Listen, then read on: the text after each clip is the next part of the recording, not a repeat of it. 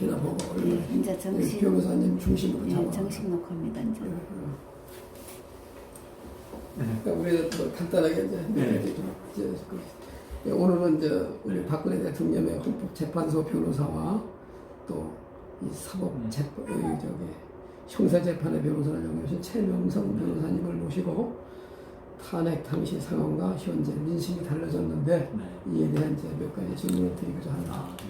자, 안녕하세요. 네, 안녕하세요.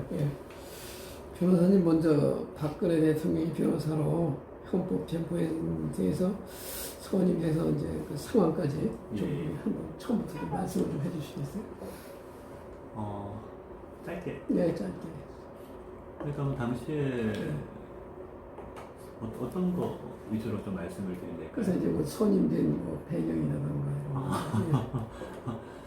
저는 이제 그 전에 이제 박 대통령님이랑 인연은 없었고, 인연은 없었고 한참 10월, 11월 힘드셨잖아요, 상황이. 그때 제가 이제 한반도 인권과 통일을 위한 변호사 모임이라고 그 한변 소속이었는데 그때 한변이 그때도 있었어요? 네. 2013년도에 만들어졌어요. 2013년도에. 그래서 그때 젊은 변호사들 몇 명이서 우리가 뭐 좀 도와야 되는 거 아니냐 라고 해서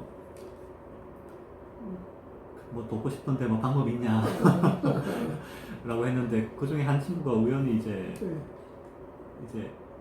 저기 유영아 변호사님과 연락이 된 거예요. 그래서 그때 젊은 변호사 포함해서 4명이서 그때 유영아 변호사님을 만났는데 사람이 없어 힘들다고 도와달라고. 그래서 저희가 그때 뒤에서 이제 언론 스크랩하고 법리 정리하고 막 뒤에서 막 도와주고 있었습니다. 그 작업을 쭉 하고 있었는데 어느 날 이제 좀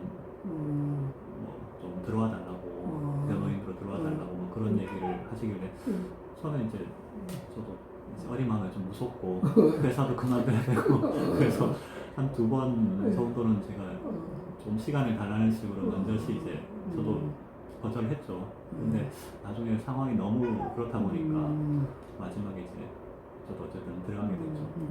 그러고 나서 이제 그때가 이제 2016년 이제 11월 말 12월 초. 그러고 나서 이제 뭐 탄핵 기간 내내 정신이 없었죠. 원체 뭐 상황이 급박하게 돌아가니까요.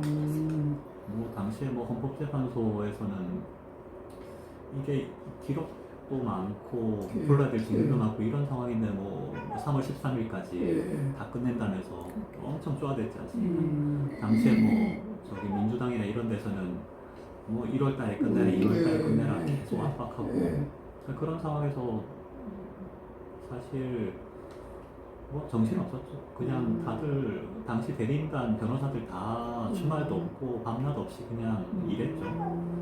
그리고 기록 보고 뭐 증인 신문하고 논리 만들고 그러느라고 한 3달 진짜 정신없이 갔습니다.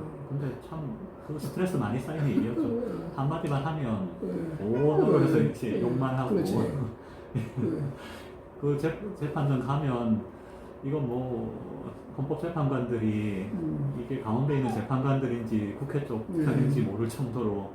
그래서 그 당시 떠올려 보시면 저희 대리인단하고 헌법재판관들이랑 막 계속 싸우고 있었거든요.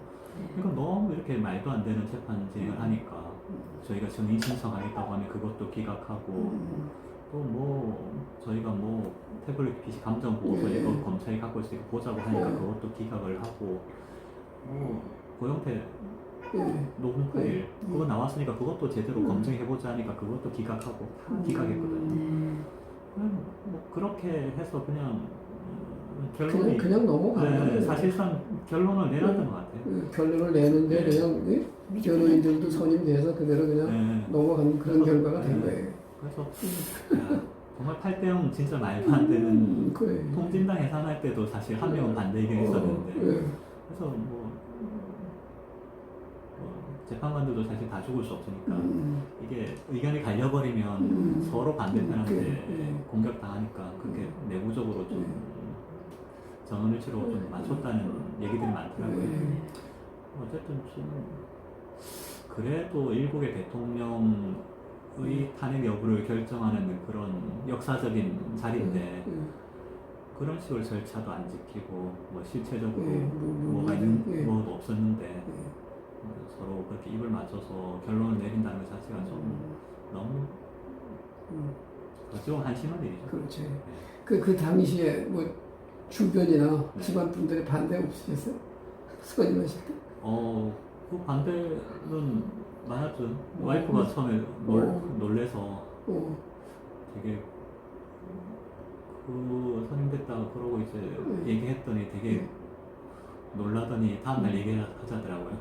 그러더니 다음날 그냥 일단은 하라고 그래. 그러고 하는데 와이프도 당시에 분위기가 워낙 어째 그러니까 분위기가 워낙에 모르겠어. 제가 이제 그 딸이 하나 있고 아들이 하나 있거든요. 그때 지금은 이제 10살, 6살인데 그때는 벌써 그쵸, 그때는 오래 더 어렸지. 네. 3살씩 죽었으니까. 네, 그러니까 애들 막 유치원 보내기 무섭다고 그렇죠. 그래서 한동안 되게 그렇게 조심했습니다. 네. 혹시 무슨 테러나 당하지 그렇죠. 않을까. 그때는. 네, 그러던 상황이었으니까. 그래도 어쨌든 그냥 처가 그러셨네. 그냥 잘할 수 있게는 좀 배려는 많이 해줬어요. 변호사님보다 더 용감하시네요. 이제. 네, 제 처가 되게 그렇죠. 용감합니다. 대처인거지 그래. 누가 네. 그러는데? 네, 그래서 뭐 저도 그렇게 열심히 할 수 있었던 것 같습니다. 그럼 지금 상황에서 지금 상황이 많이 좋아졌으니까 그때 네. 상황은 많이 다르잖아요. 지금은 분위기가 엄청 많이 집안 분위기도 좋아진- 좋아졌제가. 근데 근데 그 당시에도 사실 네. 집안적으로 큰 문제가 없었던 게 저희는 이제 양가가 다 다 그래요? 급하구나. 네, 다 그래서- 하고 어. 양가 부모님들이 다 태극기 집회 나가시고 그래요? 그런 상황이어서 어쨌든 집안 내에서는 별 문제는 없었습니다. 근데 집안도 그 요새 보면 형제지간에 막 갈리던데. 네, 저희는 그런 게 없으니 다행이시네. 저희는 뭐 양가 다 그냥 그런 문제는 전혀 없었죠. 다 응원은 많이 해주셨죠. 네. 처가에서도 응원 많이 해주시고.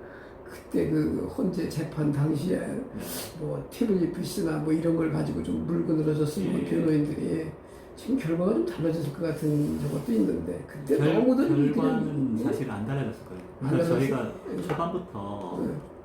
그 2017년 넘어가기 2019년 초부터 이제 그때부터 태블릿 PC 가지고 계속 의견서도 별도로 내고 네. 짜졌거든요. 네. 근데 어쨌든 저희가 처음 보자고 한 게 태블릿 PC 감정 네. 보고서였는데 그때 강일원 재판관이 그냥 바로 탁 잘랐죠. 그러니까 그때 잘랐던 이유는 뭐 본건이랑 관계없다 뭐 이런 식으로 잘랐는데 그때 저희가 사실 계속 이제 물고 늘어질 수도 있었을 텐데 근데 당시에는 사실 그러기가 쉽지 않은 상황이었어요. 왜냐하면 재판관 그리고 이제 당시에 이제 이 양반들이 재판을 어떤 식으로 끌고 갈지도 모르는 상황에서 초창기부터 그렇게 대립각 세우는 게 조금 부담스러웠거든요. 그래서 그때는 어쨌든 뭐 다른 쟁점도 너무 많고 그랬기 때문에 일단은 저희가 그 선에서 한 발 물러섰는데 지나보면 뭐 좀 아쉽죠. 그래도 끝까지 그래도 이제 우리 네. 변호인들은 그냥 기각될 거를 예상을 하고서 네. 끝까지 따지질 않은 거죠. 뭐 그런 정도로 생각을 했을 거예요. 네. 기각이 되질 않을까 이런 네. 생각도. 뭐 사실 반반이었어요. 그래도 사실 점점점 시간이 지나고 이제 헌재에서 그때가 2017년 한 1월 예, 1월 딱. 1월 중순 말 네. 지나가면서 보니까 재판관들 이상하다라는 그때 느낌이 있었지. 그 전엔 사실 서로 조심하던 단계였거든요. 그래서 태블릿 PC는 그 전에 서로 조심하던 단계에서 나왔더니 어느 순간 가니까 그 박한철 소장님이 뭐 3월 10일까지 끝내야 된다고 하고 계속 그 증거도 기각하고 증인 신청도 안 받아드리고 증인 신문 과정에서도 계속 국회 접견되고 그런 게 계속 이어졌던 거지. 그 초기에는 사실 서로 조심하고 있었던 단계였죠. 박환철이가 몇월 달에 그만둔 거야? 1월 달에. 1월 30일. 네, 1월 30일 그만뒀고 뭐 그만두기 한 일주일 전인가? 그러니까 한 1월 한 20 며칠, 25일 정도 그때 이제 얘기를 했죠. 3월까지 끝내겠다. 네. 그러니까 그때가 약간 어찌 보면 분기점이었지. 그 전에는 좀 마음에 안 드는 것들은 계속 쌓여가고 있었지만 뭐라 드러내놓고 하기에는 약간 애매한 그런 상황이었어요. 그 이제 헌재가 끝나고 이제 형사 재판으로 네. 넘어갔잖아요. 그럼 이제 그때도 그냥 선임 과정에서 그냥 뭐 대통령 만나 뵙고 그리고서 이제 선임이 되시고 네. 이제 교도소 가서 만나보고. 그렇죠. 어. 구치소죠. 네, 구치소. 구치소에서 그때 네. 어쨌든 선임됐던 그분들은 다 변호사들은 가서. 다 같이 또 한 번 했었습니다. 저랑 유영아 변호사님이 이제 그 전부터 했었으니까 그랬고 어쨌든 다 뵙고 또 대통령님께 나머지 분들은 이제 또 처음 선임됐으니까 그렇지. 자초지정을 알아야 되잖아요. 그래서 당시에 궁금했던 거 다 물었어요. 이번에 대통령께서 이렇게 설명해 주시고 그래서 참 그때 선임됐던 변호사들은 이런 얘기를 좀 제대로 탄핵 과정에서도 좀 드러났으면 그렇지. 좋았을 텐데 그건 안타까움 좀 많았습니다. 저도 사실 좀 안타까운 부분들이 많긴 한데 그 중에 하나가 대통령께서 이제 마지막 최후 변론을 못 하셨던 거. 그러니까 그 이후에 이제 제가 영장 실질 심사할 때도 들어가 보고 뭐 구치소에서 대통령님 하신 말씀도 듣고 했을 때 이런 얘기를 참 국민들 앞에서 재판관들 앞에서 좀 할 수 있었으면 어땠을까. 아마도 좀 많은 사람들의 생각이 바뀌었을 것 같거든요.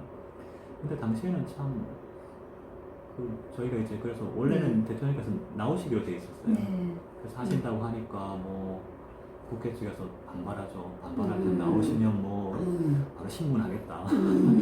겁을 못 줬잖아요. 거의 겁을 줬죠. 근데 헌재도 되게 싫은 내색을 많이 보이더라고요. 당연히 싫죠. 저들이 당연히 싫지. 하면 당연히 뭐 여러 가지 복잡하잖아요. 경호 문제부터 혹시 자기들 실수할 수도 있고 하니까. 그 헌재에서도 뭐 나오시면 어쨌든 뭐 신문하고 뭐 자기들 신문 할 거라는 식으로 얘기하고. 그러니까 이게 당시에 뭐 거의 온 언론에서 진짜 뭐 비난하고 루머 가지고도 사람을 그렇게 외도하던 상황이었는데 근데 똑같은 상황을 재판장에서 또 벌리겠다는 거잖아요. 그러니까 사실 이제 나오시기 힘든 상황이었죠. 그때 이제 그래도 이제 그 형사 재판 하시면서 이제 그런 감을 잡으셨고 형사 재판 이제 당시에 네. 이제 그 교도소에서 이제 변호인들하고 만났을 때 그 분위기는 어땠어요? 좀 아주 뭐 침울했나? 그렇게 차분했죠.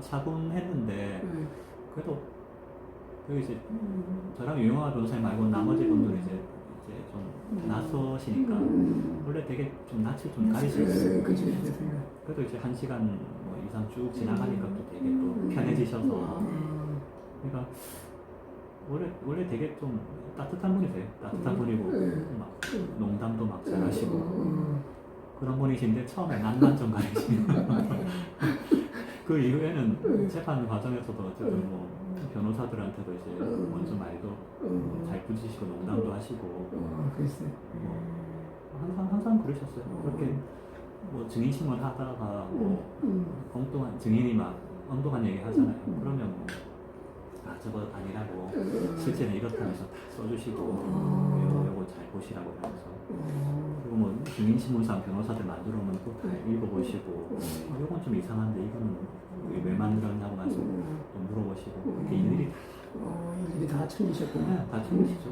그게 아주 의연하게 대처해주셨네요. 다 일일이 다 챙기시고 어쨌든 뭐 재판 과정에 되게 열심히 참여하셨습니다. 글쎄, 뭐 하루 빠지면 안 되고 그냥 아픈 데 열심히 참여하시고 진짜 증인들 얘기하는 거 다 들으시고 어쨌든 그 되게 재판 과정에서 진실을 밝히겠다는 생각이 되게 강하셨거든요.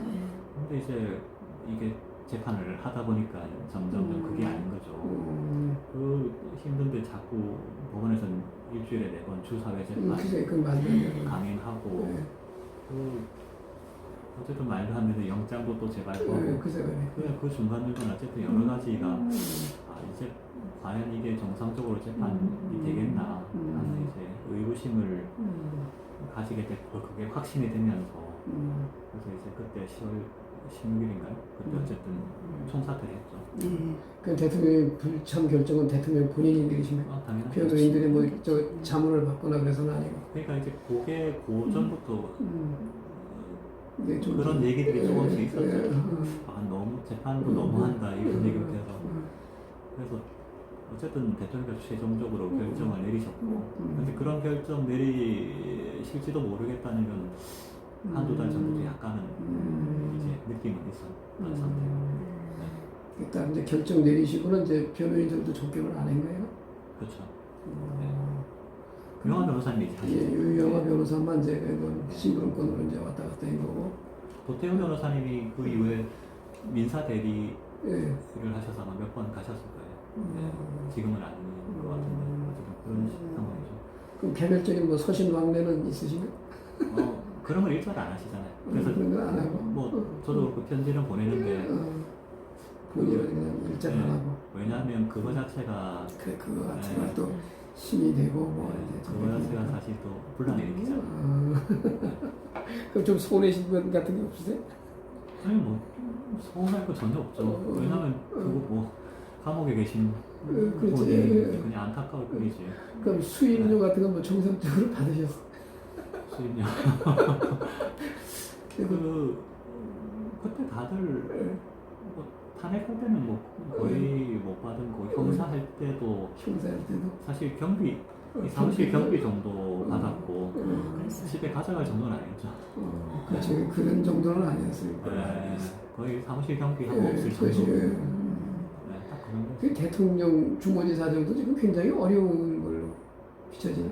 지금 뭐 어쨌든 저 집 많이 압류가 됐죠. 압류가 돼 있고. 그러니까 원래 근데 돈에 신경을 쓰시는 분이 아니어서 돈에 신경을 안 쓰. 사실 뭐 그런 거에 대해서 크게 그렇게 뭐 되게 무감각하세요. 무감각하시고 변호사 수임료 같은 것도 잘 얼마인지 몰라서 계산을 안 했을 거예요. 변호인 1인당 뭐 500이 뭐 1000이면 1000이면 그런 것도 잘 그런 걸 모르니까 계산을 안 하신 거야. 그런 측면이 있습니다. 그럴 거야. 제가 누가 얘기를 해줄 수도 없고. 근데 뭐 어쨌든 변호사들 이제 좀 되게 큰 걸 안타까워하셨어요. 너무 좀 그렇게 받는 거 없이 수고하시는 거 아닌가 하는 얘기도 하시고 그러신 그랬는데 또 돈이 경제적으로 안 좋았구나. 그러니까. 어쨌든 상황이 여러 가지가 상황이 여러 가지 꼬이니까 이제. 상황이 꼬였다고 봐야죠.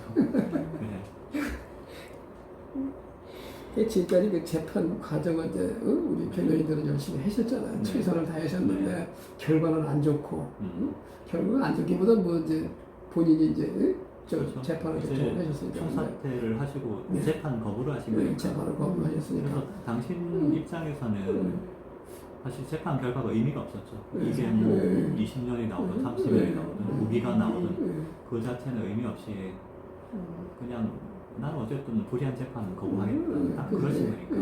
그래서 중간에 재판 거부하시고 일절 안 나가셨잖아요. 뭐 따로 변호사를 선임한 것도 아니고. 그래서 뭐 국선 변호인이 그냥 일반적으로 선임돼서 그냥 진행이 된 재판이었거든요. 그 국선 변호인들이 전임 변호인들하고 무슨 접촉도 안 했죠? 국선 변호인들 했어요? 네, 접촉 안 했죠. 한 몇 번 연락이 오거나 뭐 그래서 뭐 좀 코멘트 해드린 거 있는데 실질적으로는 크게 뭐 없었습니다. 지금까지 이제 재판하시면서 뭐 대통령에 대한 뭐 소회라든가 뭐 감정 같은 게 있으면 그 말씀하신다고 했더니 그럼 지금 드는 감정은 좀 이제 어쨌든 안타깝죠. 어쨌든 변호인으로 봤을 때 진짜 죄가 없는데 지금 그렇게 제가 볼 때 진짜 뇌물죄는 정말 말이 안 되는 거고 사실 죄라고 해봤자 뇌물죄 아니면 뭐 직권남용 그런 거거든요. 직권남용은 사실 대부분은 말이 안 되고 일부는 관행처럼 해오던 거를 엮은 거고 사실 그게 답니다. 근데 그걸 가지고 정말 엄청난 죄가 있는 것처럼 사람을 이제 매도하고 지금 사실 일반 국민들도 대통령께서 뭐 때문에 저희 갇혀있는지 모르실 거예요. 뭐 말 세 마리 그거밖에 모르잖아요. 근데 말 세 마리 그걸 왜 대통령께서 그 이재용 부회장을 강요를 했겠습니까? 그거 그렇지. 말도 안 되죠. 근데 그걸로 이제 막 엮어가지고 그게 또 말세마리가 뭐 몇십억이니까 몇십억 뇌물이다 이러는데 와 진짜 워낙 근데- 그럴 게 없으니까 그걸 네. 지금. 그런 근데 거예요. 진술 조서를 보셨을 거 아니에요. 대통령의 진술 조서. 네. 거기에는 그런 내용들이 있어요? 말해 같은 내용들? 아니 그러니까 당연히 검찰이 물으니까 거기에 대해서 그런 적 아니라고. 없다고 얘기를 한 거죠. 그런데 이제 그거를 네, 검찰 대통령께서도 아니라고 했고 이재용 부회장도 아니라고 그랬고 최소원 씨도 아니라고 그랬고 다 아니라고 했어요. 아니라고 했는데 그냥 정황이 이러니까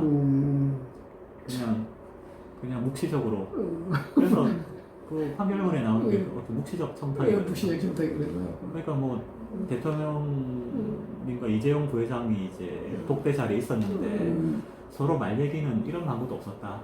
그런데 다만 이신전심을 모르지 않게 맞아. 그게 묵시적 청탁이거든요. 그래서 기가 찰리다 정말. 참 대통령이 억울한 건데 네. 이게 아직도 국민들이 절반은 이해를 못하고 있다 이거예요. 그러니까 재판 과정. 그게 제가 볼 때는 이제 그 이전부터 쌓여온 그 나쁜 이미지 있지 않습니까? 예. 그 최소원 씨의 꼭두각시라는 그런 거, 세월호 7시간 동안 뭐 온갖 그런 것들에 감정적으로 돌아섰기 때문에 무슨 얘기를 하든지 간에 다 죄가 있는 거라는 식의 그런 게 통했는데 이제 점점점 시간이 지나면 지날수록 아마 제대로 돌아보는 국민들이 많아질 겁니다. 이제 차차 늘었죠. 네. 처음에 우리가 탄핵 당시에는 예. 전혀 5%도 안 됐어요. 그러니까 태극기 이제 들면 사실 6%를 그랬는데 차분하게 차분하게 드세요. 들여다보면 죄가 될 게 없거든요. 네, 그렇죠. 하나도 없죠. 국민들이 다들 그냥 그때 감정 가지고 그냥 죄를 만들었고 용인을 했다는 걸 아마 시간이 지나면 좀 더 많이 인식할 겁니다. 그래서 이제 특히 이제 네. 저는 조국 사태가 상당히 거기에 저건 긍정적인 영향을 미친다고 저건 보는데 하늘이 준 기회예요, 국민한테. 지금 다 보지 않습니까? 청와대가 어떻게 이제 선동을 하는지 네. 선동을 해서 어떤 죄를 만들어내고 이런 것들 다 보고 있지 않습니까? 이게 그 당시 때는 훨씬 심했거든요. 그럼요. 그때하고는 뭐 완전히 그 제가 보기엔 저건 뭐 얼마 못 갈 것 같은데.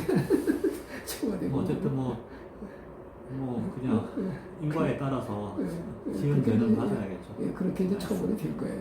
네. 근데 이제 세간에서는 우리 이제 변호사님이 그렇게 이제 고생하신 거는 인정 안 하고 뭐 정치적 욕심이 있다, 야망이 있다 그렇게 표현하는 사람들이 있거든요. 거기에 대해서는 어떻게 좀 뭐 변명이랄까 이해를 한번. 글쎄요. 정치적 야망. 제가 뭐 별로 그런 행동을 한 건 없는 것 같은데. 그래서 이제 뭐 어쨌든 행동을 그냥 뭐 그렇게 생각하신다면 그냥 앞으로 그냥 조금만 더 마음을 열고 지켜봐 주셨으면 어떨까? 뭐 그분들 생각까지 제가 어떻게? 그 사람들 생각이니까. 네. 뭐만 사람 있으면 만 사람 생각이 다 아, 그렇죠. 다르니까. 이번 기회에 정치 한번 해보시죠. 뭐 저는 그 무너지는 것부터 봐가지고 좀 사실 무너지긴 무너질 거예요. 무너지니까 그 내가 이전 지금- 정권이 무너지는 것부터 봤지 않습니까? 그래서 뭐 저도 지금 이제 전직 청와대 계셨던 수석분 변호도 하고 있고 하고 그래요. 있는데 어쨌든 뭐 그런 거 보면서 참 여러 가지 생각이 많이 듭니다. 지금 그럼 우파 국민들의 그 변호를 뭐 몇 분이나 맡고 계세요? 저는 뭐 여러 개 많이 하고 있죠. 왜냐하면 한변이라는 단체에서 공익소송을 쭉 하고 있으니까 관계된 건 되게 많죠. 저는 개인적으로 하고 있는 게 뭐 전직 수석분들 중에 한 분도 여러 가지. 그 이제 먼저 그 변호를 맡으셨던 분들이 그 뭐 모임 같은 거 안 했어요? 정기적으로 이제 저희 몇 분이 모여서 뭐 저희 모임이 있습니다. 그 탄핵 대리인단들 한 달에 한 번씩 따로 그러세요? 모여서 네. 원래 여기에 지금 탄핵 대리인단도 다 모여 있는 거예요. 그렇습니까? 여기 이주만 들어 그렇지. 탄핵 예. 대리인단. 그리고 형사재판 했던 분들은 원래 다 저랑 친했던 분들이에요. 유영아 변호사님 말고는 다 한변 출신들이어서 자주 보죠. 그렇게 다 친합니다. 영화 변호사님이랑 연락 안 하세요? 네, 연락 안 합니다. 네. 그건 뭐 이제 그래서 뭐 얘기하는 건 곤란한데 그래도 별로 뭐 사이가 그렇게 좋은 관계는 아닌 것 같아요. 뭐 그렇죠. 지금은 뭐 약간 뭐 그렇긴 한데 어쨌든 저는 이제 그분께서 그 당시에 그렇게 되게 노력하셨던 걸 이제 높이 평가하고 예. 있고 개인적으로는 되게 좋아하는데 어쨌든 예. 그 이제 뭐 한 사건이 끝나면 또 이렇게 네. 서로 의견이 다를 수도 있고 네, 그런 네. 거니까 뭐 네. 서로들 이해하고 뭐 그런 그렇죠. 거지 뭐 다른 방법은 지나보면 뭐 예. 어쨌든 좀 안타까운 부분도 많고 예.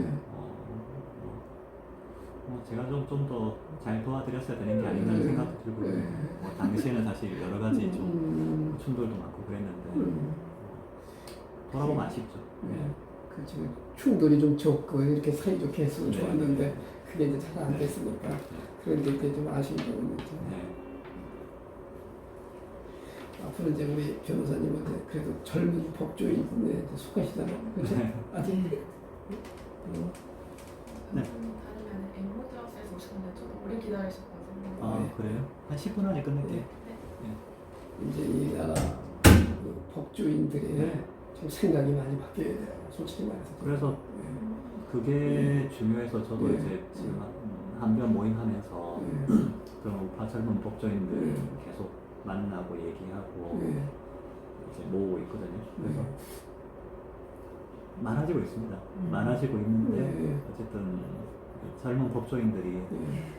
빨리 좀 여러 군데로 나가서 각자 좀 역할을 했으면 하고 저희가 얼마 전에도 지난 주에도 이제 시국 선언을 했거든요. 한변에서 한변에서 모아서 예. 한 맞아요. 1000명 이상 모았는데 네. 그것도 되게 예, 힘들었습니다. 맞아요. 그렇죠. 힘들더라고요. 네. 네. 그래서 어쨌든 뭐 잘 보이진 않아도 이제 저희들은 저희 나름대로 또 네, 열심히 맞습니다. 하고 있고요. 그래서 한변도 좀 많이 응원 좀 해주십시오. 네, 그럼요. 네. 그 김경철 변호사님 아시죠? 네? 김경철 변호사님. 김견철 변호사님 예. 잘 모르겠는데.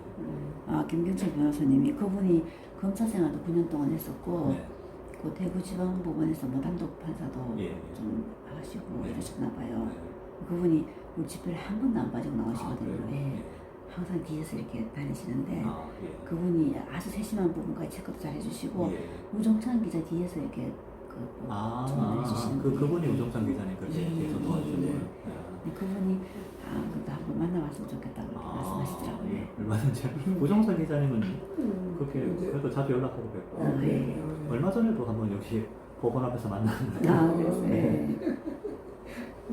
우종찬 기자님 책도 잘 쓰셨더라고요. 예, 예. 그래서 저도 직접 사서 다 읽어보고 예. 2편 3편도 나와야 될 텐데. 예. 뭐 장시간 이렇게 네. 고맙습니다. 감사합니다. 언젠가는 언제가 될지 모르지만